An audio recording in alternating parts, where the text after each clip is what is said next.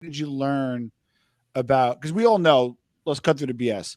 The Italian culture, Italian American culture, is separate from the mob culture. I'm Yeah. sorry, like you know this, I know this.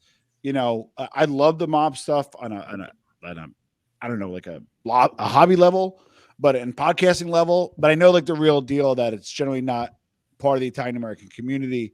So, what did you learn again about yourself, about being Italian American? During your assignment as Giovanni Rocco. Well, we know what the Italian American family is. You just described it.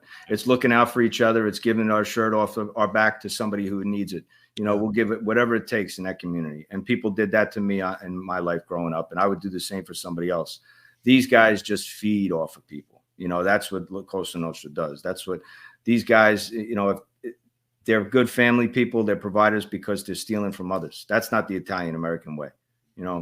That's not that loving, caring way that we were taught and we were raised in and witnessed. These guys are just opportunists. They are criminals. When I saw, and again, I had those moments of emotional turmoil when I felt like, man, I'm kicking one of my own. I'm turning on somebody from my old neighborhood. And again, meeting Corsentino, meeting him the day that they didn't go on a record and make me, but they introduced me as as Charlie's kid.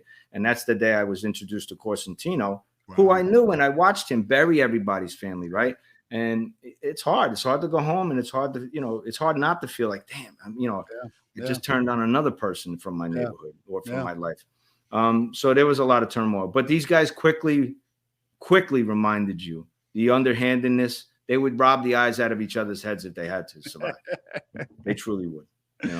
Yeah, and you get that in the book. So before we wrap up, what are you working on next? There's going to be a sequel, a movie, working on some other projects. If you can't share, we understand. But what's next for Giovanni Rocco? Right now, I'm busy knee deep in mental health and helping first responders right now and military guys just getting their life together. Having done it myself and having gone through it and rebuilding, it's not an easy thing to do. So I'm paying it forward with those guys and trying to get involved. I have thought about doing another book on that experience, the stressors and the whole mental health end of it. Trying to do something like that. Nothing yet. Your lips to God's ears for a movie deal or a TV. I don't know. Because there's so many other great stories, right? So many other great stories you could tell from this. The Bureau chopped it up. They chopped the manuscript up. They probably took about 100 pages out. So I'd love to see it to go to second edition so I could share some more because there's some great things in there they just wouldn't let me share. Yeah.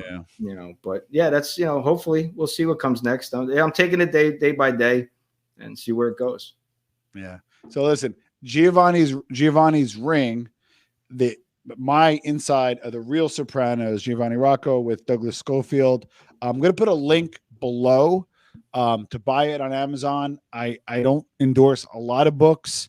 I believe in Giovanni. It's a great story. We didn't touch on 10% of what's in the book. So Giovanni, I'll leave you with the parting words. What's your advice to somebody watching who, is still enamored with the life, still that kind of stuff? Give us some parting words of people that are watching, maybe with mental health issues, maybe confronted with conflicts in their life, maybe some stressors. How do you close it out? Yeah, listen, I think I'm still enamored. You and I are both enamored with the life. It draws us in and sucks us in, but don't forget who they really are. It's not all Hollywood glitz and glamour. It's not that way. And if I can ever help anybody, reach out to me. I have a website now, giovannisring.com.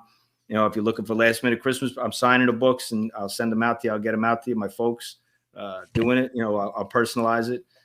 And if anybody is struggling or needs help with anything, reach out to me or, through you, whichever way they have to. There's a lot of people struggling these days and you just have to be there to pay it forward. So I appreciate the opportunity, Tom. It's an honor and privilege. We talk about a lot of the former wise guys, but the truth of the matter is you're the real hero, law enforcement. And thank you for being on the Armchair MBA.